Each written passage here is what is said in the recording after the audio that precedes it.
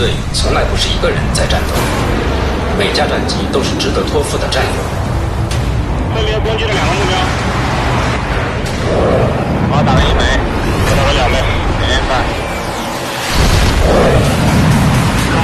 任务完成，前程空中加油！加一机在预定区域待命。China currently possesses 3 aircraft carriers. What are their respective strengths? An aircraft carrier plays a crucial role in a country's comprehensive strength. When you have one carrier, others may scoff at it as industrial junk, unable to withstand any storms. When you have 3, they stand on the moral high ground and accuse you of threatening world peace and security. But when you possess 10, they hail you as a pillar of world peace. If you have a few more, everyone will greet you with smiles, especially those who once mocked your industrial trash. Now that China has 3 aircraft carriers, what are their strengths? The first is the Liaoning ship. Originally named the Varyag, it was an unfinished Soviet naval aircraft carrier. After the collapse of the Soviet Union, this ship was sold to China by Ukraine. After years of renovation and upgrading, the Liaoning ship officially joined the People's Liberation Army Navy in 2012, becoming China's first commissioned aircraft carrier.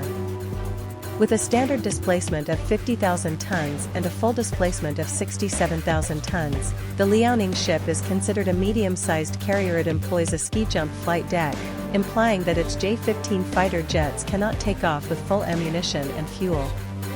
Since its commissioning, the Liaoning ship has frequently undertaken long-range missions, increasing Japan's air defense burden, resulting in over 340 interceptions of Chinese aircraft within half a year. The Liaoning ship primarily operates in the Western Pacific, particularly between the first and second island chains, drawing significant attention and close monitoring from Japan. Its J-15 fighter jets are seen as a potential threat to Japan. The second is the Shandong ship. This is China's second aircraft carrier and the first domestically developed one. Based on the drawings of the Soviet Kuznetsov-class carrier and incorporating experiences from the renovation of the Liaoning ship, the Shandong ship underwent design, research, and construction. It was officially commissioned on December 17, 2019. Standing as tall as a 20-story building and stretching over 300 meters in length, its total deck area is comparable to 3 football fields. With over 3,000 cabins, it's equipped with a J-15 hangar and a movable platform. Compared to the Liaoning ship, the Shandong ship boasts a more compact and smaller island, providing more space for carrier-based aircraft. With a displacement of 70,000 tons, it can potentially carry close to 70 carrier-based aircraft. The Shandong ship excels in multitasking, capable of frequently taking off and landing J-15 fighter jets, and conducting free patrols within the first island chain without the need for a replenishment ship, causing significant military deterrence to Western countries. However, its fighter jet launch method still relies on ski jump, without the use of steam catapults or electromagnetic launch systems. The third carrier is the Fujian ship. As China's third aircraft carrier and the second domestically designed and constructed one, it bears the name Fujian and the model number 18, showcasing multiple advanced features and technologies. Its design and construction commenced in 2017, initially planned to use steam catapults. However, due to significant breakthroughs in electromagnetic launch technology, it was adapted to the more efficient electromagnetic catapult system. On June 17, 2022, the Fujian ship was launched at Jiangnan Shipyard. With a waterline length of 300 meters and a maximum width of 40 meters, it has a displacement exceeding 85,000 tons, qualifying it as a large carrier. The electromagnetic catapult system, lightweight and compact, facilitates aircraft to reach takeoff speed within a short distance, suitable for various carrier-based aircraft. The Fujian ship is likely powered by 8 pressurized boilers and 4 steam turbines, equipped with an integrated power system. As of 2023, it's undergoing mooring tests and is scheduled for sea trials to assess its liquid, gas, and electrical systems. Training for new fighter jets assigned to the Fujian ship has already commenced, including the stealth carrier-based fighter J-35, KJ-600 AEW, C aircraft, and new anti-submarine helicopters. The rapid development of China's aircraft carrier capabilities has surprised the West, with the Fujian ship expected to be commissioned around 2024, positioning China as a leading aircraft carrier superpower, second only to the United States. In addition to the above three aircraft carriers, China is currently busy building its fourth aircraft carrier, which is vastly different from the previous Liaoning ship, Shandong ship, and Fujian ship. According to U.S. Navy News, China's fourth aircraft carrier will be the world's first aircraft carrier specifically designed for operating drones, which is completely different from the existing U.S. aircraft carrier battle group. Based on the analysis of U.S. satellite imagery, this new aircraft carrier features a unique compact design. Its flight deck is only 1/3 the length and 1/2 the width of a conventional aircraft carrier, yet it can operate fixed-wing aircraft. Adopting a catamaran hull, low deck, and atypical hangar layout, it is tailored for the future era of drone combat. This allows drones with a wingspan of up to 20 meters, such as China's Predator series, to take off here and achieve efficient combat. U.S. Navy News analysis also pointed out that this drone carrier can initially be used for hypothetical enemy electronic Blue Force missions and serve as a multi-type information warfare experimentation platform to test and develop drones. Practical drone operations at sea have become the new darling of modern warfare, and many countries around the world are fully developing drone carriers. The speed of Chinese warship manufacturing is as fast as dumpling making, once again leading the way. China's new aircraft carrier design will lead the emergence and rise of drone carriers, providing a huge boost to the comprehensive combat capability of the Chinese military. In the current complex and changing international situation, China has taken a series of measures to protect national security and interests, including deploying strategic weapons in coastal areas. These weapons not only enhance China's defensive capabilities but also demonstrate China's determination and strength to the world. We can list some weapon deployments in China's coastal areas. Firstly, the DF-21D ballistic missile, known as the aircraft carrier killer, is specifically designed to strike enemy aircraft carriers and has the potential to change the balance of sea power. No country's aircraft carrier dares to easily invade as long as it is within range. Secondly, the DF-26 ballistic missile has long-range precision strike capabilities, posing a threat to distant targets at sea and on land, with fast speed, long range, and high accuracy. In addition, China has deployed air defense missile systems on islands and reefs to provide air defense protection for the covered areas and build a regional air defense network. The islands and reefs are also equipped with airstrips and a large amount of military equipment to enhance defensive capabilities.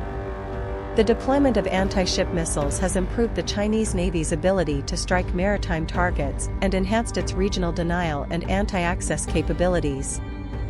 The deployment of radar systems has improved the monitoring and early warning capabilities of enemy movements, providing important information for command and control and enhancing combat effectiveness. China has also deployed a large number of short-range missiles in surrounding straits for precise strikes and long-range blockades, enhancing tactical strike capabilities. The rocket launcher system provides large area fire coverage and rapid response capabilities, and now has precise navigation and positioning, with combat capabilities comparable to missiles. Drone systems are also widely used in reconnaissance, surveillance, target location, and strike missions, improving the flexibility and accuracy of combat. China's strategic nuclear deterrent force is also very strong, including the DF-5B, DF-31A, and DF-41 intercontinental ballistic missiles, which have global strike capabilities. In addition, the Zhulong-2, Zhulong-3 submarine-launched ballistic missiles, and Dongfeng 17 hypersonic weapons enhance China's strategic strike capability and concealment. These weapon systems can carry out powerful counterattacks when needed to ensure China's strategic security. Why does China continue to build a large number of aircraft carriers? In modern warfare, despite the apparent vulnerability of aircraft carriers, China still invests heavily in their construction. Aircraft carriers once dominated the oceans due to the limited means of countering them at that time. However, modern technology has given rise to more diverse anti-aircraft carrier methods. For example, anti-ship ballistic missiles can neutralize aircraft carriers from thousands of miles away, while hypersonic weapons, with their extreme speed and unpredictable flight trajectories, can deal heavy blows to aircraft carriers. Additionally, bombers launching anti-ship missiles can also cause devastating damage to aircraft carriers. The Soviet Union once developed the Tu-22M backfire bomber specifically to counter American aircraft carriers, with a speed of 2.3 Mach and capable of carrying nuclear-tipped anti-ship missiles. Once receiving instructions, it can quickly arrive at the battlefield and deliver a devastating blow to enemy aircraft carriers. No matter how sturdy an aircraft carrier is, it cannot withstand the strike of an anti-ship missile. Nevertheless, despite the simplicity of these anti-aircraft carrier methods in theory, only 3 countries can truly implement them: China, which possesses anti-ship ballistic missiles; Russia, which has bombers specifically designed to counter aircraft carriers; and China and Russia, which both have hypersonic weapons. Although the United States currently lacks these means, they possess a large number of aircraft carriers. It is precisely because of the existence of American aircraft carriers that numerous anti-aircraft carrier methods have emerged. Therefore, apart from China, the United States, and Russia, aircraft carriers still serve as an insurmountable deterrent force for other countries.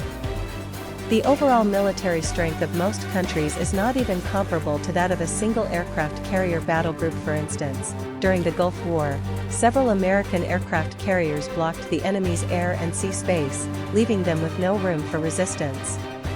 Modern aircraft carriers are not built for symmetrical warfare, as countries with comparable strengths understand that once weapons of the aircraft carrier's caliber engage in a confrontation, it will be a life-and-death situation.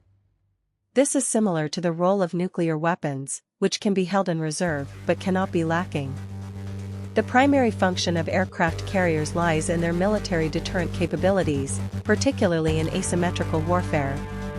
When disputes arise, the mere presence of an aircraft carrier can immediately defuse the situation. For example, in the South China Sea region, the existence of Chinese aircraft carriers has significantly enhanced China's strategic position and deterrent power. When Chinese aircraft carriers appear in disputed waters, other countries are forced to reconsider their actions, as the formidable strength of the aircraft carrier battle group makes any opposition seem futile. Furthermore, aircraft carriers play a crucial role in demonstrating national strength and influence. Through long-range patrols of aircraft carriers, China showcases its determination and capability to safeguard its maritime rights and interests. For instance, during escort missions in the Gulf of Aden, Chinese aircraft carriers not only provide security assurances to the international community, but also demonstrate China's image as a responsible major power. In the complex international situation, by building aircraft carriers, China has not only enhanced its naval power, but also conveyed a strong message to the world: China has the ability and determination to defend its maritime rights and national interests.